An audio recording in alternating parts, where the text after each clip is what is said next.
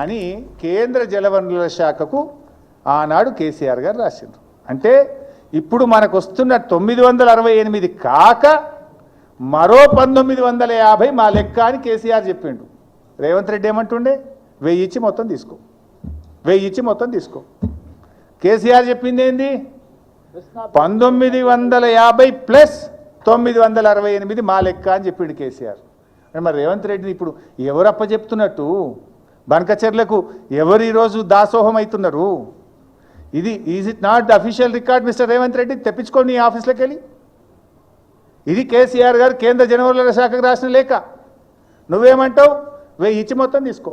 1000 ఆనిచ్చేది ఏంటండి? Already 968 allocation ఉండే మనకు. ఇది ఇట్లా. ఇకపోతే కృష్ణ, అది ఎంత అజ్ఞానం. నేను కృష్ణా బేసిన్లో పుట్టినా అంటాడు, పాలమూరు బిడ్డ అంటాడు. కనీసం కృష్ణా నది మీద కూడా అవగాహన ఉండదా నీకు? ఆ జిల్లాలో పుట్టినవు, ఆ నది పరివాహక ప్రాంతంలో పుట్టి పెరిగినవు, ఆడ నుంచి ఎమ్మెల్యే అయినవు. ఆ నదిలో వాటా ఎంత, ఆ నదిలో మన హక్కు ఎంతో కూడా సోయలేదా నీకు? ముఖ్యమంత్రి విడిచిపెట్టు, ఆ జిల్లాలో జడ్పీటీసీగానో ఎమ్మెల్యేగానో చేసినావు కదా. మినిమం నాలెడ్జ్ ఉండాలి, మినిమం సెన్స్ ఉండాలి. ఏమంటాడు కృష్ణాల 500 టీఎంసీలు ఇచ్చి మొత్తం తీసుకో. ఆ వీడియో పెట్టాయా బాబు? ఉన్నదా? అరే తదాబాయి ఇంత మంచి వీడియో మిస్ చేస్తేవి. కృష్ణా బేసిన్ మీద ఒక 500 టీఎంసీలు, గోదావరి బేసిన్ మీద దాదాపు ఒక 1000 టీఎంసీలకు మీరు బ్లాంకెట్ ఎన్ఓసి ఇవ్వండి. ఆ తర్వాత మీరు ఏ ప్రాజెక్టులు అయినా కట్టుకోండి, మాకు అభ్యంతరం లేదు. మళ్ళీ పెట్టు ఒకసారి. కృష్ణా బేసిన్ మీద ఒక 500 టీఎంసీలు, గోదావరి బేసిన్ మీద దాదాపు ఒక 1000 టీఎంసీలకు మీరు బ్లాంకెట్ ఎన్ఓసి ఇవ్వండి. ఆ తర్వాత మీరు ఏ ప్రాజెక్టులు అయినా కట్టుకోండి, మాకు అభ్యంతరం లేదు. ఉరిదీయాలి. నేను ఈయన చేసిన ద్రోహానికి నేను ఉరిదీసినా తప్పులేదు. ఇంత ద్రోహమా? ఒక ముఖ్యమంత్రిగా ఉండి ఇంత బాధ్యత రహితంగా మాట్లాడొచ్చునా? ఉరిదీసినా తప్పులేదు. ఇది ఎందుకంటే కొన్ని లక్షల వేల కోట్ల ప్రజల జీవితాలతో ఆడుకుంటున్నావు నువ్వు ఇవాళ మిస్టర్ రేవంత్ రెడ్డి. దీన్ని చంద్రబాబు ఒప్పుకోడా? ఈజీగా ఒప్పుకుంటాడు.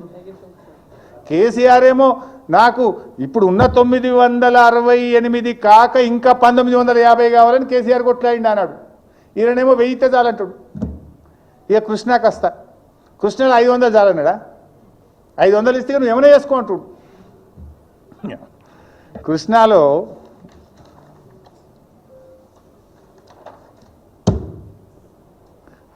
కేసీఆర్ గారు ఆయన పాపం ఆయన ప్రతి క్షణం నీళ్ళ కోసమే పోరాటం చేసిండు. ఆర్డీఎస్ కోసం పాదయాత్ర చేసిండు. సాగర్ ఎడమ కాలువ మీద పాదయాత్ర చేసిండు. ఆయన పోరాటం వల్లనే ఆ రోజు సాగర్ ఎడమ కాలువ మీద లిఫ్ట్లు ప్రభుత్వం మెయింటైన్ చేయాలి. అంతకుముందేమో కుడి కాలువ లిఫ్ట్లన్నీ గవర్నమెంట్ మెయింటైన్ చేస్తుండే, ఎడమ కాలువ లిఫ్ట్లన్నీ రైతులు చేయాల్సిన పరిస్థితి ఉండే. కేసీఆర్ పాదయాత్ర తర్వాత అప్పటి సమైక్య ఆంధ్రప్రదేశ్ ప్రభుత్వం దిగొచ్చి ఎడమ కాలువ లిఫ్ట్లు కూడా కుడి కాలువ వల్ల ప్రభుత్వమే మెయింటైన్ చేయిస్తుంది అని పోరాడి సాధించిన వ్యక్తి కేసీఆర్. అణువు క్షణక్షణం నీళ్ల కోసం తప్పించిన వ్యక్తి కేసీఆర్. నువ్వేమో ఏమీ తెలియదు, నీకు అజ్ఞానంగా అప్పనంగా నువ్వు మాట్లాడుతున్నావు. ఈరోజు కృష్ణా బేసిన్లో ఆ రోజు ట్రిబ్యునల్ ముందు ఎంతో పోరాటం చేసింది కేసీఆర్ గారు. మన రాష్ట్ర